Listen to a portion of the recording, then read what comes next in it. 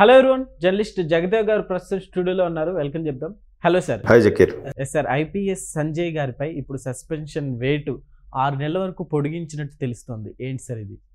సంజయ్ గారు జంట కవుల్లో ఒక ఆయన, అంటే మన పొన్నవోలు గారు, ఈయన జంట కవులుగా పేరు పొక్కారు. ఎందుకంటే చంద్రబాబు నాయుడు గారు అరెస్టు విషయంలో వీళ్ళిద్దరూ అత్యుత్సాహం చూపించడం, ఇది ఆ టైంకి అప్పటి ముఖ్యమంత్రిగా ఉన్న పులివెందుల ఎమ్మెల్యే గారు నేను ఇక్కడ లేను, నాకు అసలు ఏం తెలియదని చెప్పడం, పైపెచ్చు ఇది మొత్తం కేంద్ర ప్రభుత్వమే నడిపిస్తుంది, నాకు అసలు సంబంధమే లేదని చెప్పడం, కేంద్ర ప్రభుత్వం కూడా ఏం స్పందించకూడదు, అంతా కూడా ఏదో ఒక సినీ ఫక్కీలో హైడ్రామాలా నడిచింది.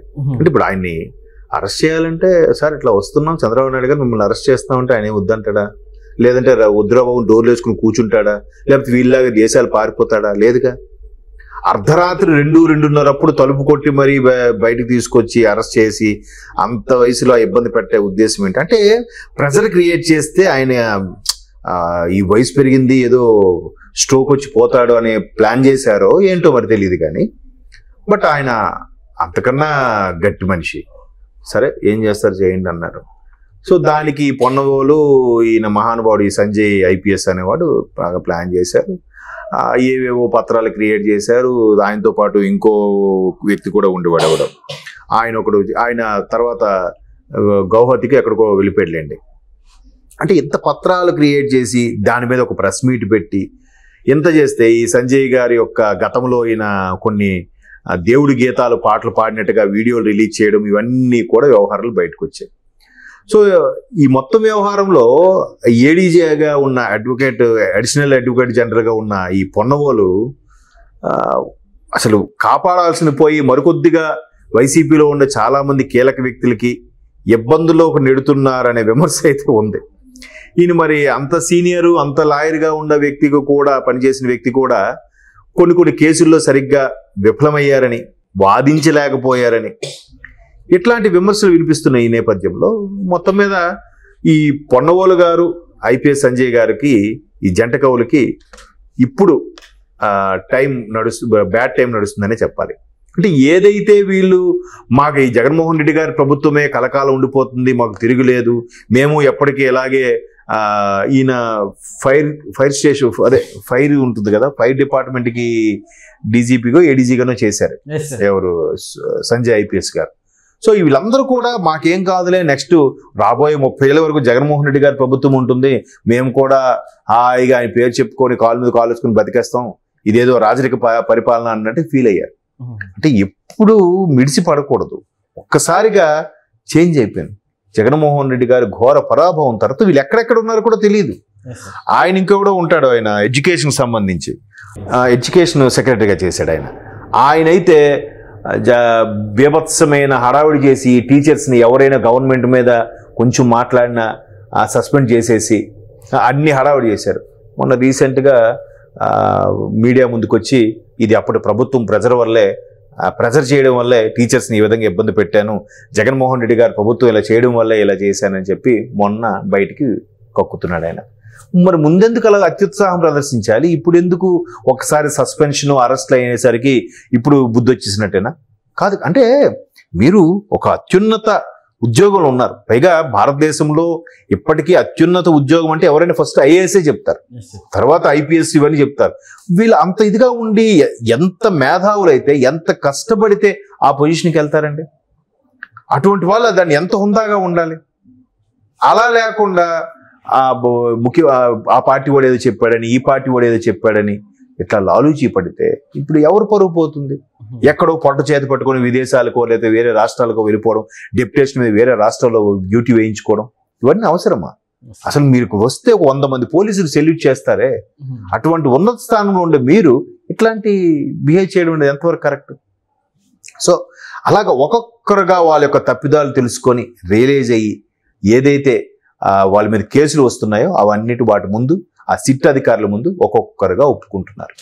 నిన్న కూడా ఆయన ఎవరు గుంటూరు సిసిఎస్ ముందు ఒక ఆయన ఐపీఎస్ ఆఫీసర్ ఒప్పుకున్నాడంట. సిట్ అధికారులు ఆయన మీద ఇష్యూ వస్తే ఒప్పుకున్నాడంట. ఇవాళ ఈయన, రేపు ఇంకొకడు. అంటే మీరు ఉన్నత స్థానంలో ఉండి నిజంగా రాజకీయ నాయకులు గెలిచినా కూడా వాళ్ళకుండే పరిజ్ఞానం కన్నా వాళ్ళు కొన్ని పథకాలు కొన్ని సిస్టమ్స్ ఇవి పెడదాము, ఇలా చేద్దాం అనుకుంటున్నాం, ప్రజలకు చేరువ చేయాలనుకుంటున్న మా ప్రభుత్వం ఆలోచిస్తుందంటే వాళ్ళు దాన్ని ఇంప్లిమెంట్ చేసి ప్రజల్లో కరెక్ట్గా తీసుకెళ్లేది ఐఏఎస్ ఐపీఎస్ వాళ్ళే. ఒకవైపు అడ్మినిస్ట్రేషన్, ఇంకోవైపు లా అండ్ ఆర్డర్.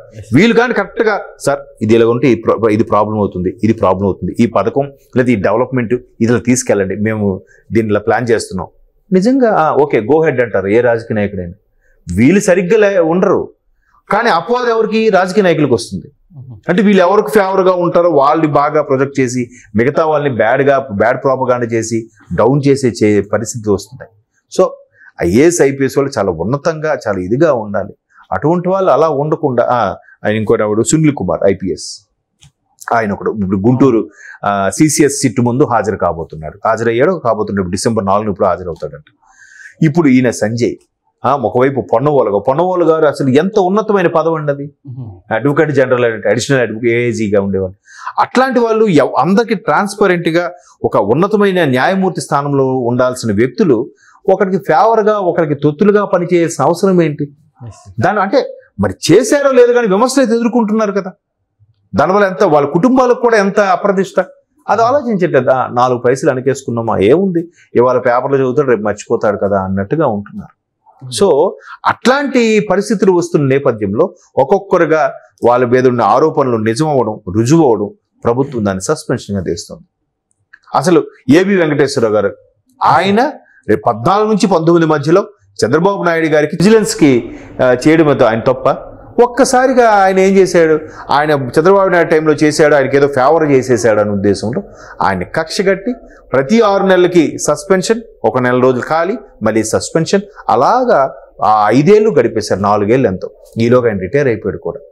రిటైర్ అయ్యి ఇంకా రేపు రిటైర్ అవుతుంటే ఒక్క లాస్ట్ చివరి రోజు ఈ కూటమి ప్రభుత్వం వచ్చాక ఆయనకి ఒక 1 డే డ్యూటీ చేసే అవకాశం ఇచ్చింది. నెక్స్ట్ డే రిటైర్ అయిపోయాడు. ఎంత సర్వీస్ లాస్ అండి, ఎంత శాలరీ లాస్ అండి, పైపెచ్చి ఎంత అప్రదిష్ట అండి.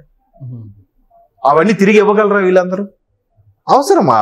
అంటే ఒక వ్యక్తి మీద చంద్రబాబు నాయుడు గారి మీద పెంచుకున్న కక్షని రాజధానికి కానివ్వలేదు, ప్రజావేదిక కూల్చేశారు, ఎక్కడెక్కడ ఏవే కంపెనీలు వచ్చి ఆ కంపెనీ వెనక్కి పంపించేశారు, చంద్రబాబు నాయుడు గారితో కలిసి చేసిన అధికారులందరినీ హింసించారు, సస్పెన్షన్ చేశారు. ఏం మూట కట్టుకుపోతారండి? అంతమంది ఉసురు మంచిదా మీకు? ఆఖరికి టీటీడీకి సంబంధించి కూడా కల్తీ జరుగుతుందంటే మీరు ఏం మూట కొట్టుకుపోదామని ఇవన్నీ చేసి. సో ఇట్లా ప్రతి ఒక్కరి మీద కూడా రకరకాల ఎలిగేషన్స్ ఉన్నాయి. అవన్నీ నిజంగా కూటమి ప్రభుత్వం కక్ష సాధింపు చర్యగా జరిగితే ఈ పాటికి అందరూ లోపలే ఉండాలి. ఆయన ఎవరు రాజమండ్రి ఎమ్మెల్యే ఆదిరెడ్డి గారు అన్నట్టుగా ఈ పాటికి జైల్లో ఎక్స్ట్రా బ్లాకులు కట్టాలి వీళ్ళు పెట్టడానికి. కూటమి ప్రభుత్వం అలా ఆలోచించట్లేదు కాబట్టి వీళ్ళందరూ స్వేచ్ఛగా బయట తిరుగుతున్నారు. లేకపోతే నిన్నలేదు మొన్న సజ్జల గారు కూడా స్టేట్మెంట్ ఇచ్చారు. నిజంగా వీళ్ళు కక్ష సాధింపు అయితే ఇప్పటికీ ఆయన కూడా లోపల ఉండాలి. జగన్మోహన్ రెడ్డి గారి ప్రభుత్వం అలాగా ఆలోచిస్తే వీళ్ళందరూ లోపల ఉండాలి. అలా లేరుగా. వాళ్ళు ఎంతసేపు పెట్టుబడులు, అభివృద్ధి ఇదే ఆలోచిస్తున్నారు, రాష్ట్రాన్ని ఎలా ముందుకు తీసుకెళ్ళాలి అని. మరి వీళ్ళు వాళ్ళ ఆలోచన బుద్ధి అలా ఉంది. మరి ఏం చేస్తాం చెప్పండి. ఓకే.